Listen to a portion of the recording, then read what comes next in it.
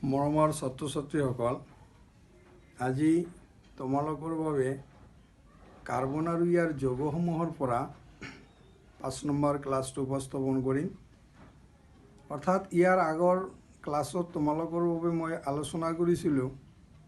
কাৰ্বনৰ যৌগসমূহ। অৰ্থাৎ কাৰ্বনৰ যৌগ আমি দুই ভাগে বিভক্ত কৰিছিলোঁ, সংপৃক্ত আৰু অসংপৃক্ত কাৰ্বন যৌগ। সেইখিনি নিশ্চয় তোমালোকে ভালকৈ বুজিছা, উদাহৰণখিনি নিজে কৰিব পাৰিছা। তো আজি তোমালোকৰ কাৰণে সেই কাৰ্বন যৌগৰে আৰু এটা পাৰ্ট আছে, সেই সম্পৰ্কে আলোচনা কৰিম। তো মই তোমালোকক কৈছিলোঁ যে 130টা মৌলিক পদাৰ্থৰ ভিতৰত কাৰ্বনে আটাইতকৈ বন্ধুসুলভ আচৰণ কৰে তোমাৰ হাইড্ৰজেনৰ লগত। সেই হিচাপে কাৰ্বনে হাইড্ৰজেনৰ লগত যৌগ সৃষ্টি কৰাৰ প্ৰৱণতাটো আটাইতকৈ বেছি। গতিকে কাৰ্বন আৰু হাইড্ৰজেনৰ যৌগসমূহক লৈ ৰসায়ন বিজ্ঞানত এটা নতুন শাখা আছে, যাক অৰ্গেনিক কেমিষ্ট্ৰি বুলি কোৱা হয়, জৈৱ ৰসায়ন বিজ্ঞান বুলি কোৱা হয়। তো সেইবিলাকৰ ওপৰত ভিত্তি কৰি মই হোৱাইট বোৰ্ডত লিখা পইণ্টৰ বিষয়ে আজি তোমালোকক আলোচনা কৰিম। অৰ্থাৎ হাইড্ৰ'কাৰ্বন। হাইড্ৰ'কাৰ্বন কি, ইয়াক কেই ভাগত বিভক্ত কৰা হৈছে, সেই ভাগবিলাক, তাৰ সাধাৰণ সংকেতবিলাক আৰু উদাহৰণবিলাক আজি আমি আলোচনা কৰিম। নিশ্চয় বুজিব পাৰিছা। এতিয়া প্ৰশ্ন হ'ল, হাইড্ৰ'কাৰ্বন কি? উদাহৰণ দিব লাগিব। তেনেহ'লে উত্তৰটো আমি কি লিখিব পাৰোঁ? তো হাইড্ৰ'কাৰ্বন হ'ল কাৰ্বন আৰু হাইড্ৰজেনৰ দ্বিমৌলিক যৌগ, যাক হাইড্ৰ'কাৰ্বন বুলি কোৱা হয়। কাৰ্বনৰ যৌগই, কিন্তু তাত কি থাকিব? কেৱল দুটা মৌলিক পদাৰ্থ থাকিব। এটা থাকিব কাৰ্বন, আনটো থাকিব হাইড্ৰজেন। এই কাৰ্বন আৰু হাইড্ৰজেনৰ দ্বিমৌলিক যৌগক হাইড্ৰ'কাৰ্বন বুলি কোৱা হয়। ডেট মিনছ হাইড্ৰজেনে আহি কাৰ্বনৰ লগত সহযোজী বান্ধোনৰ দ্বাৰা যিমানবিলাক যৌগ সৃষ্টি কৰিব, সেই যৌগসমূহকেই কোৱা হ'ব তোমাৰ হাইড্ৰ'কাৰ্বন। তেনেহ'লে হাইড্ৰ'কাৰ্বন কেইভাগে বিভক্ত কৰিব পাৰোঁ? ইয়াৰ আগত কাৰ্বনৰ যৌগক দুটা ভাগত বিভক্ত কৰিছিলোঁ, সংপৃক্ত আৰু অসংপৃক্ত। ঠিক হাইড্ৰ'কাৰ্বনকো আমি দুটা ভাগত বিভক্ত কৰিব পাৰোঁ। কাৰণ হাইড্ৰ'কাৰ্বনৰ উদাহৰণ তোমালোকে দিব পাৰিবা। কি দিবা? মিথেন দিবা, ইথেন দিবা, propane, butane, so many example তোমালোকে দিব পাৰিবা। তেতিয়া কথা হ'ল যে হাইড্ৰ'কাৰ্বন আমি দুই ভাগে বিভক্ত কৰিব পাৰোঁ। এটা হ'ল সংপৃক্ত হাইড্ৰ'কাৰ্বন, আনটো হ'ল অসংপৃক্ত হাইড্ৰ'কাৰ্বন। অৰ্থাৎ হাইড্ৰ'কাৰ্বনৰ ভিতৰত কিন্তু কাৰ্বন আৰু হাইড্ৰজেনৰ বাহিৰে বেলেগ মৌলৰ পৰমাণুৱে স্থান নাপাব। এইটো তোমালোকে ভালকৈ মনত ৰাখিবা। তেনেহ'লে সংপৃক্ত হাইড্ৰ'কাৰ্বন বুলিলে কি বুজা? উদাহৰণ দিয়া। তেনেহ'লে কি লিখিবা? যে যিবিলাক হাইড্ৰ'কাৰ্বনত এক বান্ধনী থাকে, সেই হাইড্ৰ'কাৰ্বনসমূহকেই কোৱা হয় তোমাৰ সংপৃক্ত হাইড্ৰ'কাৰ্বন। নিশ্চয় বুজিছা। আৰু সংপৃক্ত হাইড্ৰ'কাৰ্বনক আমি এটা নামেৰে নামকৰণ কৰিব পাৰোঁ, যাক এলকেন বুলি কোৱা হয়। তেনেহ'লে সংপৃক্ত হাইড্ৰ'কাৰ্বন বুজিলা। এক বন্ধনীযুক্ত হাইড্ৰ'কাৰ্বনক সংপৃক্ত হাইড্ৰ'কাৰ্বন বোলে। যেনে তুমি মিথেনৰ পৰা লিখি যোৱা methane, ethane, propane, butane, pentane, hexane and so on। এনেকৈ দিব পাৰিবা। সেইবিলাক হ'ব সংপৃক্ত হাইড্ৰ'কাৰ্বনৰ উদাহৰণ। এতিয়া মিথেনৰ সংকেত লিখিব পাৰিবা CH4, ইথেনটো হ'ব C2H6, প্ৰপেনটো হ'ব C3H8। এইবিলাক লিখা আছে। সেইবিলাক হ'ব তোমাৰ সংপৃক্ত হাইড্ৰ'কাৰ্বন। ডেট মিনছ সংপৃক্ত হাইড্ৰ'কাৰ্বনত কেৱল এক বান্ধনী থাকিব। এতিয়া এই সংপৃক্ত হাইড্ৰ'কাৰ্বনৰ আন এটা নাম হ'ল এলকেন। এতিয়া যদি তোমালোকক প্ৰশ্ন সোধা যায়, এলকেন বুলিলে কি বুজা? উদাহৰণ দিয়া। আৰু ইয়াৰ সাধাৰণ সংকেত কি? লিখিব পাৰিবা কেনেকৈ লিখিবা যে এক বান্ধনীযুক্ত হাইড্ৰ'কাৰ্বনক এলকেন বুলি কোৱা হয় এলকেনৰ উদাহৰণ কি হ'ব তোমাৰ মিথেনৰ পৰা আৰম্ভ হ'ব অৰ্থাৎ এন উচ্চাৰণ ইয়াৰ আগত যে কৈছোঁ যে কাৰ্বন যৌগ থাকিব কাৰ্বন পৰমাণুৰ ওপৰত তোমালোকে মেট এইট প্ৰব এনেকৈ দিছিলা তাৰ লগত কেৱল এন যোগ কৰিবা হৈ যাব তোমাৰ এলকেনৰ উদাহৰণ যেনেকৈ ইয়াত লিখা আছে এলকেন এক বান্ধনীযুক্ত হাইড্ৰ'কাৰ্বনকেই এলকেন বুলি কোৱা হয় এলকেনৰ সাধাৰণ সংকেতটো কি হ'ব এলকেনৰ সাধাৰণ সংকেতটো দিয়া আছে এইটো এলকেনৰ সাধাৰণ সংকেত CnH2n+2 এইটো এলকেনৰ সাধাৰণ সংকেত এতিয়া এন মানে কি এনটো হ'ব তোমাৰ 1 2 3 4 এনেকৈ গৈ থাকিব এতিয়া এনৰ মান যদি ইয়াত বহাই দিয়া যায় ইয়াৰ তলত এনৰ মান কি বহাব 1 তেনেহ'লে হ'ব CH2+2 তেনেহ'লে কি হ'ব CH4 এইটো হৈ গ'ল ইয়াৰ নাম কি হ'ব মিথেন তোমালোকে আগতেই কোৱা হৈছে মিথেন এতিয়া মিথেনৰ এইটো কি সংকেত এইটো তোমালোকে ইজিলি সংকেতৰ পৰা গঠন লিখিব পাৰিবা গঠনৰ পৰা ফুটচিত্ৰ বনাব পাৰিবা এইটো এটা উদাহৰণ গ'ল এলকেনৰ এতিয়া এনৰ মান যদি 2 বহাই দিয়া যায় তেতিয়া কি হ'ব চি ইয়াত হ'ব 2 আৰু ইয়াত এনৰ মান 2 বহালে 2 আৰু 2 পূৰণ কৰিলে কিমান হ'ব 4 আৰু 2 6 তেনেহ'লে এইচ হ'ব 6 এটোৰ নাম কি হ'ব এইটো তোমালোকে জানাই এইটো ইথেন এইটো ইথেন তাৰপিছত 3 বহালে কি হ'ব এনৰ মান 3 বহাই দিয়া তেনেহ'লে C3 এইচ কি হ'ব তেনেহ'লে ইয়াত যদি বহাই দিয়া যায় 6 আৰু 2 8 হ'ব ইয়াৰ নাম কি হ'ব প্ৰপেন হ'ব ঠিক এনেকৈ বিউটেন হ'ব পেন্টেন হ'ব হেক্সেন হ'ব তেনেহ'লে বুজিলা এলকেন যে এক বান্ধনীযুক্ত হাইড্ৰ'কাৰ্বনক এলকেন বুলি কোৱা হয় এইবিলাক হ'ল সাধাৰণ সংকেত আৰু উদাহৰণ হ'ব methane ethane propane butane and so on এনেকৈ তোমালোকে উদাহৰণ দিবা পৰীক্ষাত আহে কিন্তু যে সংপৃক্ত হাইড্ৰ'কাৰ্বনক কি বুলি কোৱা হয় এলকেন বুলি কোৱা হয় এলকেনক কিন্তু আকৌ পেৰাফিন বুলিও কোৱা হয় এতিয়া পেৰাফিন কিয় কোৱা হয় অৰ্থাৎ এই এলকেনসমূহৰ তোমাৰ ৰাসায়নিক সক্ৰিয়তা আটাইতকৈ কম অৰ্থাৎ বেলেগৰ প্ৰতি ইয়াৰ ৰাসায়নিক বন্ধন সৃষ্টি কৰাৰ বা বেলেগৰ লগত যুক্ত হোৱাৰ আসক্তিটো একেবাৰে টেণ্ডেঞ্চিটো ভেৰি পুৰ গতিকে ইহঁতে কি বুলি কোৱা হয় পেৰাফিন বুলিও কোৱা হয় এইটো মনত ৰাখিবা যে এলকেনক আমি পেৰাফিন বুলিও ক'ব পাৰোঁ তেনেহ'লে হাইড্ৰ'কাৰ্বনৰ প্ৰথম তুমি সংপৃক্তটো পালা আৰু আছে অসংপৃক্ত হাইড্ৰ'কাৰ্বন তেনেহ'লে অসংপৃক্ত হাইড্ৰ'কাৰ্বন কেনেকৈ উদাহৰণ দিবা যিবিলাক হাইড্ৰ'কাৰ্বন য'ত দ্বিবান্ধনী বা ত্ৰিবান্ধনী থাকে তাক কোৱা হয় অসংপৃক্ত হাইড্ৰ'কাৰ্বন অসংপৃক্ত হাইড্ৰ'কাৰ্বনক আকৌ কেইটা ভাগত বিভক্ত কৰা হৈছে দুটা ভাগত বিভক্ত কৰা হৈছে তাহলে সংপৃক্ত গ'ল অসংপৃক্ত হাইড্ৰ'কাৰ্বনক কেইটা ভাগত বিভক্ত কৰা হৈছে এক নম্বৰ দিছে তোমাৰ এলকেন এলকিন আৰু 2 নম্বৰ দিছে এলকাইন এই দুটা হল তোমাৰ অসংপৃক্ত হাইড্ৰ'কাৰ্বনৰ উদাহৰণ এতিয়া এলকিন বুলিলে কি বুজা অৰ্থাৎ যিটো অসংপৃক্ত হাইড্ৰ'কাৰ্বনত দ্বিবান্ধনী হৈ থাকে অৰ্থাৎ কাৰ্বন আৰু হাইড্ৰজেনৰ মাজত কেই বান্ধনী থাকিব দ্বিবান্ধনী তাক কোৱা হ'ব এলকেন ডেফিনেশ্যনটো বুজিলা যে যিবোৰ হাইড্ৰ'কাৰ্বনৰ মাজত কাৰ্বন আৰু হাইড্ৰজেন পৰমাণুৰ মাজত দ্বিবান্ধনীযুক্ত হৈ থাকে তেনেকুৱা অসম্পৃক্ত হাইড্ৰ'কাৰ্বনক কোৱা হয় এলকিন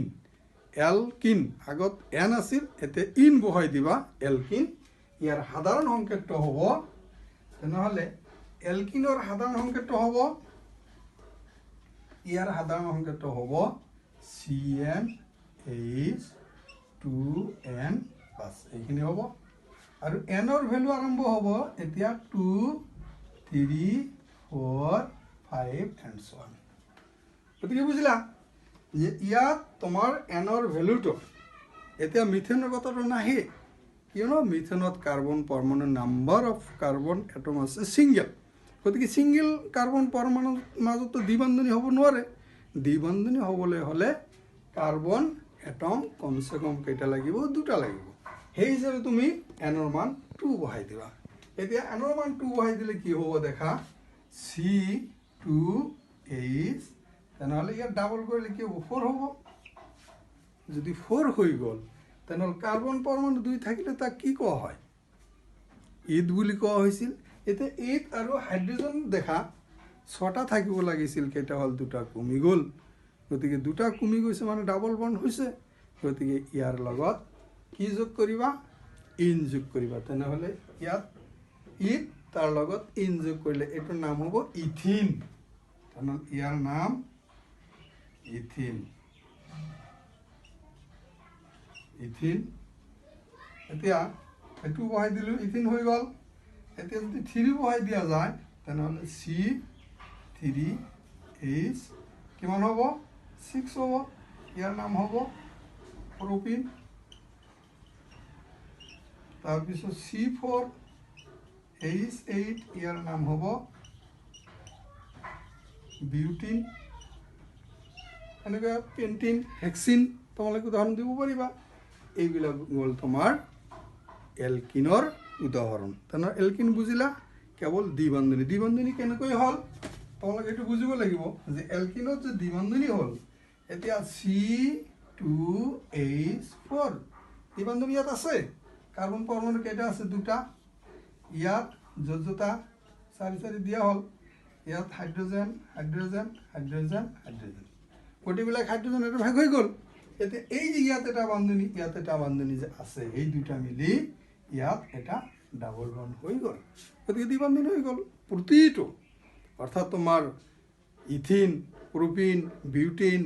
পেন্টিন হেক্সিন যিমান আছে গোটেইবিলাকৰ মাজত তোমালোকে দ্বিবন্ধনী পাবা গতিকে এইটো এলকিন গ'ল আৰু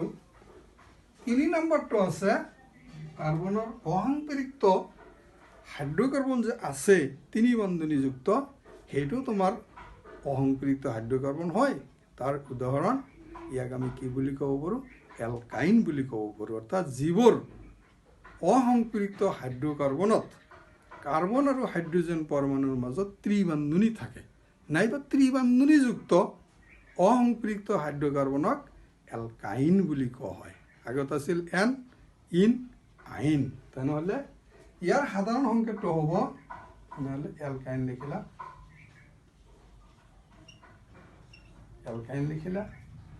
এলকাইন কাক কয় লিখিলা ইয়াৰ সাধাৰণ সংকেতটো হ'ব CnH2n ইয়াৰ পৰা -2 কৰিব লাগিব কাৰ্বন পৰমাণু দুটাকৈ কমি যাব তেনেহ'লে এনৰ ভেলু আৰম্ভ হ'ব 2 3 ইয়াৰ পৰা আৰম্ভ হ'ব তেনেহ'লে 2 বহাই দিলে কি হ'ব C2H তেনেহ'লে 4ৰ পৰা 2 গ'লে 2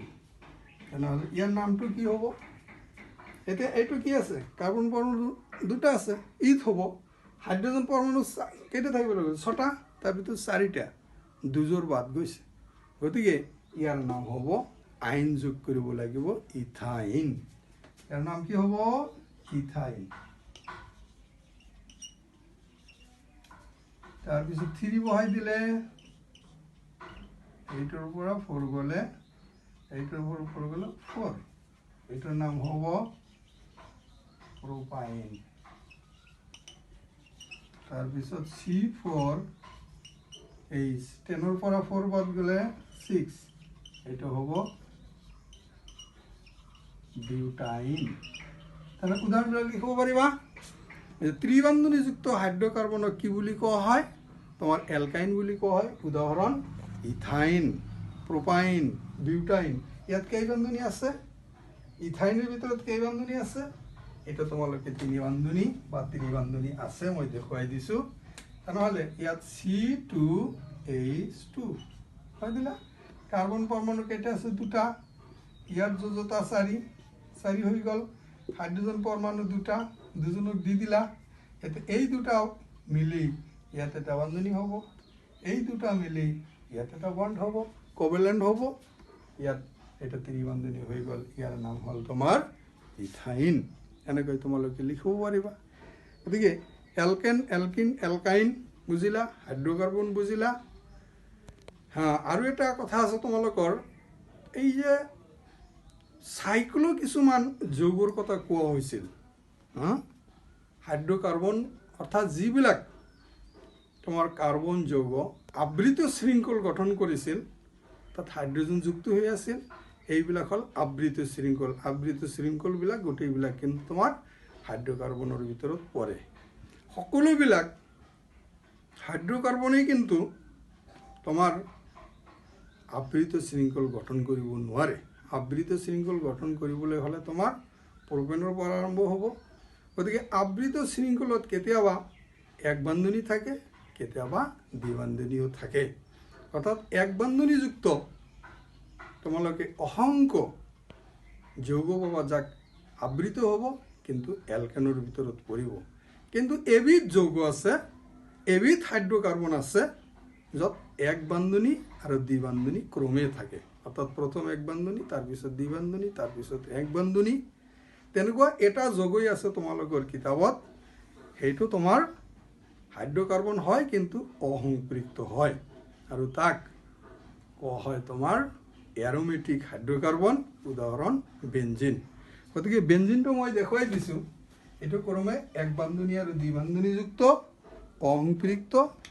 হাইড্ৰোকাৰ্বন কিন্তু আবৃত শৃঙ্খল গঠন কৰে তেনেহ'লে C6H6 এইটোৰ নাম বেঞ্জিন এইটোৰ নাম বেঞ্জিন দিলা তাহলে ইয়াৰ গঠনটো লিখিব লাগিব কাৰ্বন পৰমাণু কেইটা আছে 6টা এনেকৈ দিলা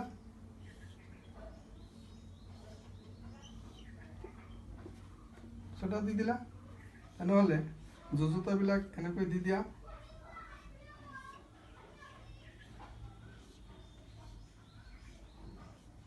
এতিয়া কাৰ্বন পৰমাণু